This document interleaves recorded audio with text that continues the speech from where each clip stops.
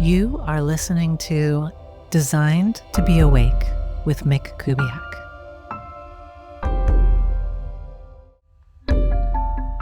Hello, divine beings, and welcome to another episode of Designed to Be Awake.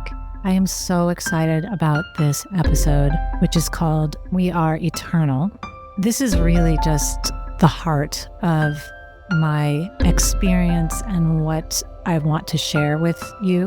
I really hope that you feel it like I feel it.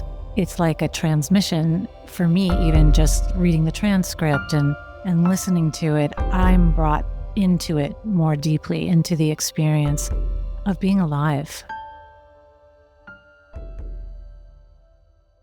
Hello, and welcome to another episode. I've just come home from having happy hour / dinner with a dear friend in a lovely neighborhood near my own. I Ubered so I could have a cocktail.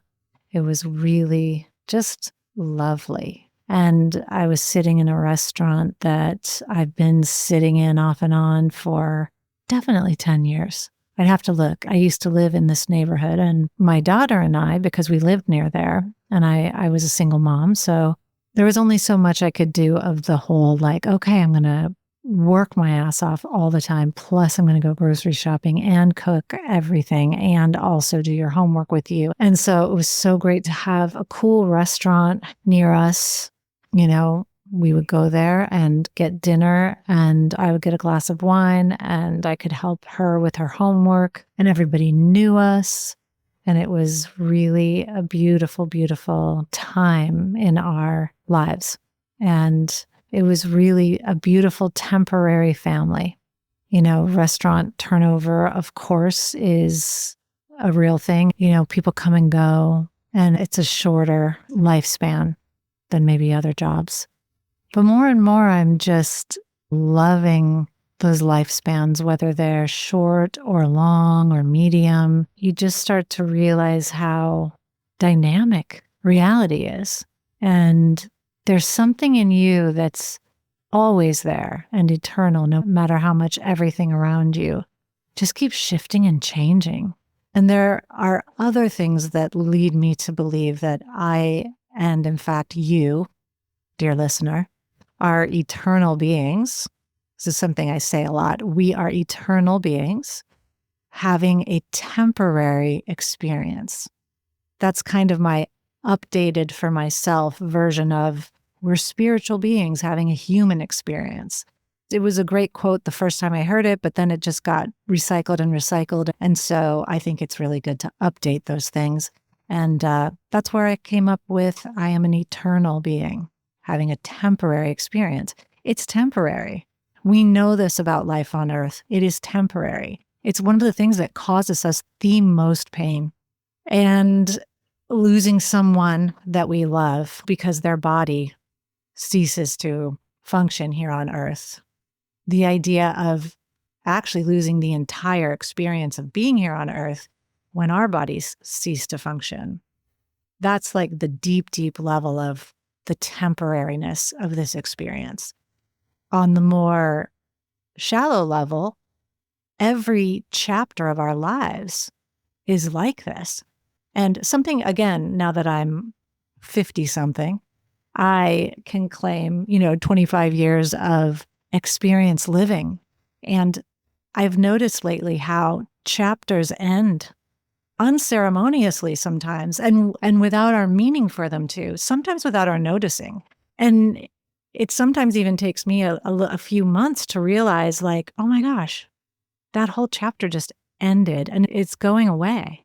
Always. Everything that arises also goes away, which is at certain times in my life, it just felt like whatever was going on was what was always going to be going on. It almost felt like, oh, well, this will always be this way. I'll always live in this place, and then I'll have friends who live in that place, and they live there together, and they've got 3 dogs, and I have my kid, and we meet here, and we go do fun things together, and it just feels like it's never going to end.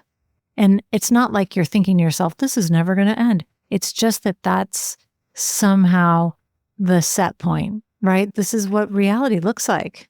And then it changes.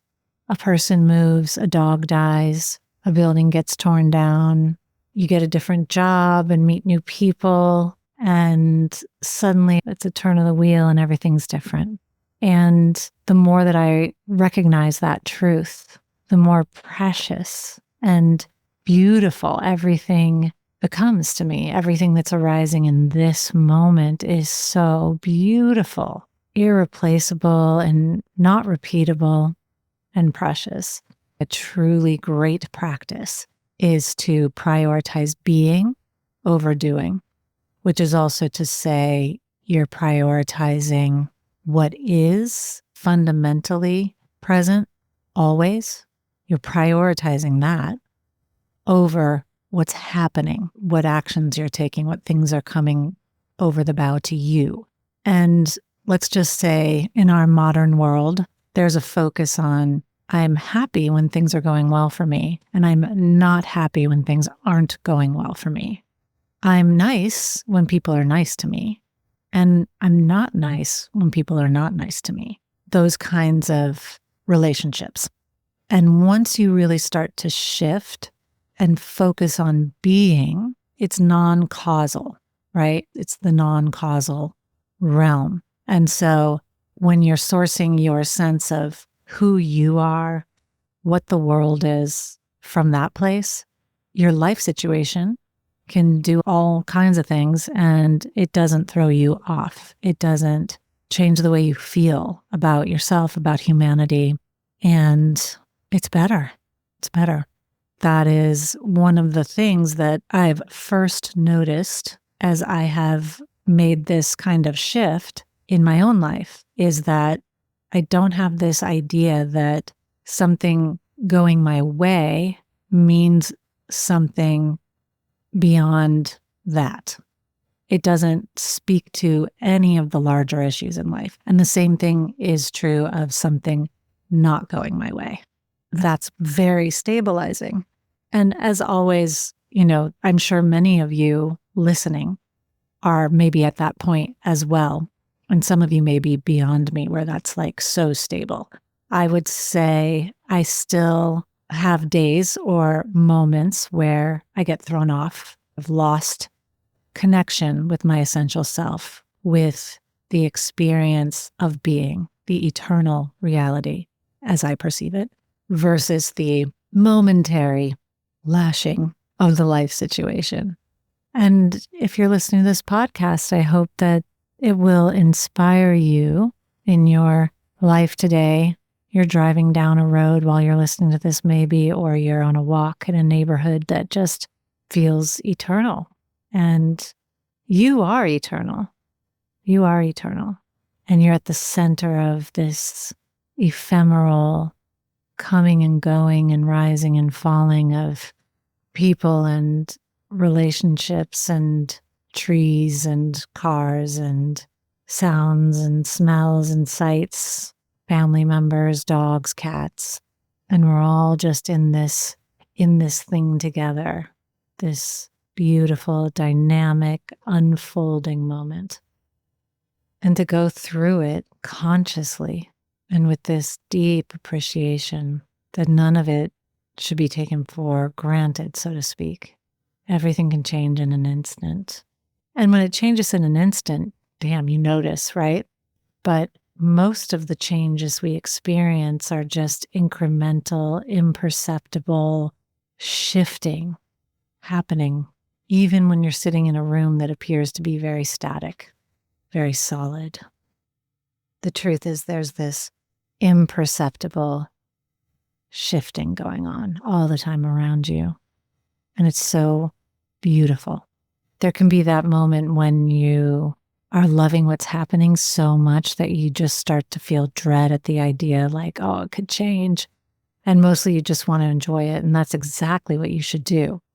I hope that's helpful as something to maybe start practicing and just start noticing, oh yeah, do I get pulled out of my inner peace? Do I get pulled out of joy? I remember reading Stephen Levine, and he was saying that joy is your birthright. And that's a Buddhist concept as well, right? Happiness could be seen as something that in fact does come and go. You wake up in the morning and he's texted you something nice. Now you're happy. The next morning you wake up and he doesn't text. Now you're not happy. You get the raise, you're happy. You don't get the raise, you're unhappy. Your cat is healthy, happy. Your cat is sick, unhappy. All of these are sources of happiness, unhappiness, let's say, right? But that this thing we're talking about is underneath that. It's deeper than that. It's this fundamental joy in existing, and it's always there, but we don't always have access to it. And so these precious moments when we do have access, this realm of joy and peace is closer than we think it is most of the time, closer than people tell us it is. It's not a thing to get to. It's not a thing to earn. It is your birthright. I came to spirituality to some degree with this idea that it would help me escape life. And in some ways it did. There are plenty of approaches to spirituality that I think amount to that, an escape, like get me out. And again, I can relate to that desire. And yet, my life has not unfolded in a way that allowed me to move into a monastery at the top of a mountain and remove myself from all the things that cause suffering in my life, in my particular psyche. Now, of course, any monk on a mountaintop who bothers to come back and tell the tale will tell you, oh, it's all up there too. Even if you only see one person a year, they'll trigger you. And I guess the beauty of taking those times to isolate yourself is you really start to witness the contents of your own consciousness. All by yourself in a room, sitting quietly on a cushion, it all comes up and out. And you're sitting there in a very comfortable spot, but your mother is still somehow talking, right? She's still in there. Your third grade bestie who betrayed you in 10th grade and you never forgave her. That unforgiveness, that pain of betrayal will arise.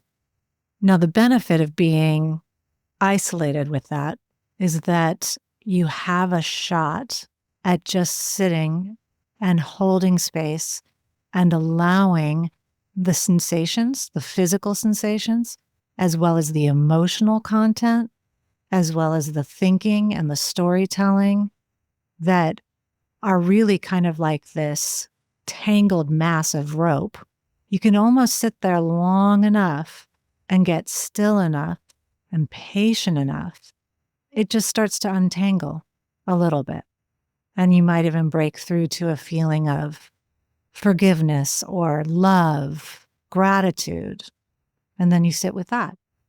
And in my experience with meditation and long-term spiritual practice, I always return to this feeling of expansive joy and almost elation at times that I'm here at all in this body with my particular set of troubles and problems. And as you get more conscious, you accept, oh God, all this is changing. And I guess I've moved through different experiences of that in my life where, it's felt like a tragedy and everything's fleeting and like ephemeral, but I love this. And well, at least that's going to change because there are things that you're like, well, thank God for impermanence because this sucks. But there's just real beauty in the world arising around us and real beauty in just that deepening acceptance of impermanence and the ever-changing, ever-shifting world around us, seemingly the same, but actually different every moment, new. But the point is, I always find that very useful. Do not anchor yourself. Do not anchor your well-being. Do not anchor your whole identity in things that come and go. An anchor is kind of a beautiful metaphor, right? Because it drops down into the part of the ocean where there actually isn't any movement. We think of the ocean as constantly in motion, but if you go and you drop down, down, down on the floor of the ocean, there's a stillness. And that's a good metaphor for this place in your consciousness that I'm pointing to. And you want to root down there. And then you can go up that rope, and there's a boat on the surface of the ocean. That's happy, unhappy. He loves me. He doesn't love me anymore. Someone I love passed away. Someone I love just got born. I'm sick. I'm healthy. Those that I just mentioned, it is so much harder with those ones to keep that anchor rooted. But if you can, Bob is your uncle, as I like to say. Got that one from my Irish friends. Shout out to my Irish friends. Do you ever have that kind of thing happen in your life where like just suddenly like 90% of the people you know are Irish? Or like if you're an astrology person, suddenly like every new person who comes into your life is a Gemini? Or everyone is reading a book and it's not a book that's on the New York Times bestseller list or on the Amazon bestseller list. It's just kind of weird when you're like, wait, so-and-so's reading that too. That's weird. I think these are messages from beyond, these kind of like, well, Jung would have called it synchronicity, that there's this moment, this pattern that punctures the grid that we've all set up and agreed upon is reality. The grid is artificial, it's imposed. And this kind of organic thing pokes through. My bestie, Joan, and I had this remarkable experience recently where I don't know how it had happened, but I had been at a restaurant and I'd had a purse with me that's open at the top. And a fork had fallen in from the restaurant. I had already noticed this at some point, but I was out of the restaurant by that time and couldn't do anything about it. And Joan was visiting and we're sitting in a room together. And I actually don't remember why she said the word fork, but at the exact moment that she did, I was cleaning out my purse and had picked up the fork. And I'm sitting there holding a fork that I got from inside my purse randomly. And she has just said the word fork. It happened, when I tell you it happened simultaneously, just ask Joan. She'll tell you. It was insane. And we both just like froze and then, freaked out. Like, what the hell was that? I still have the fork. I think it's magic. It's actually just a magical reminder of synchronicity and of Joan and Carl Jung. So yeah, back to the anchor in being versus doing. This is difficult. This is difficult for humans. And one of the ways we deal with that is we try to stabilize things that are not inherently stable. And that causes a lot of suffering. The way Jesus put this is that you want to build your house on rock, not on sand. You got to build your house, your identity, your life experience. Your true self is built on a rock.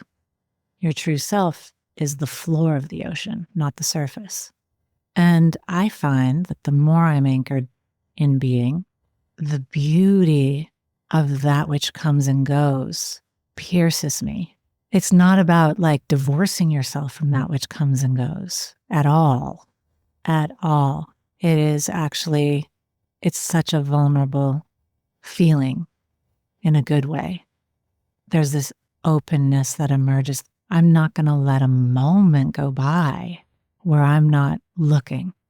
There are these beautiful flowers right in front of me, candlesticks, 3 of which my sister gave me, 3 of which my mother gave me, beautiful beeswax candles, a beautiful heath vase holding 1 flower, a gray owl vase. Like, it's so cute, and I got it in a thrift store. Every single time I put flowers in this owl vase, I just feel joyful. I love it so much. Will I suffer when it breaks, if it breaks? Or maybe I'll die before it breaks. Will I suffer as I leave that owl vase behind? I don't know. Time will tell, right? But to really sit with the understanding, that vase, those candlesticks, everything I named, even my sister and mother, they belong to the world of things that come and go. And this is, the Buddhist teaching of impermanence. And one of my favorite Buddhist teachers, Shunryu Suzuki, who was very important figure in bringing Zen to the United States. He was specifically here in California, and he has a beautiful book called Zen Mind, Beginner's Mind. I will reference that book in the show notes if you're interested. It's absolutely gorgeous. It was one of the first books that I really attached to, ironically, because it too will come and go, belongs to the realm of impermanence. But he said, renunciation is not giving up the things of this world. It's accepting that they go away. It is not giving up the things of this world. It's accepting that they go away. And this is probably one of my favorite quotes because it refers to human traditions, ancient human traditions. There have been people who understood the impermanence, and oftentimes their response to that was to abandon everything, right? Even the Buddha did this at first, right? He left his wife and children. He went out into the world. He left a kingdom behind him that was his, right? Rightfully his. But there was this deepening recognition for him that that is not lasting. And he did not want to build his house on sand. And off he went to discover what I'm talking about to you right now. And his teachings live on so that we can utilize them in our own lives in this very actually practical way of understanding what comes and goes and what is always here. And I think why I find that so poignant is my human personality is like, I'll get ahead of this. I'll give up the things of the world, but it's not going to get me. But it's a cheat. And all due respect to anyone and everyone who has chosen whatever moves they've made on the spiritual path, I am by no means deciding for anyone else. For me, that would have been a cheat because the world of form is here to be experienced and embraced and perceived and beloved by us in my version of whatever awakening this is, right? There's a feeling that like we're meant to be together, the beingness, and then that which comes and goes. And it's just a beautiful display, sometimes a terrifying display. And when you are anchored in stillness and that which does not move, that does not come and go, there's a capacity to witness without flinching, to taste what you're eating. There's a new level of recognizing this will never be like this again. I will never be like this again. Who I am on this day, in this moment, never again. And yet, we are. Thank you so much for listening today. This episode and every episode would be impossible without my amazing team. The brilliant Chase Coughlin, who not only edits every episode, but also composed the music for the show, as well as Maya Young. If you enjoyed listening, please leave us a review. And if you would like more me, more designed to be awake, please subscribe at mickkubiak.com. Thank you so much for listening, and I will see you next time.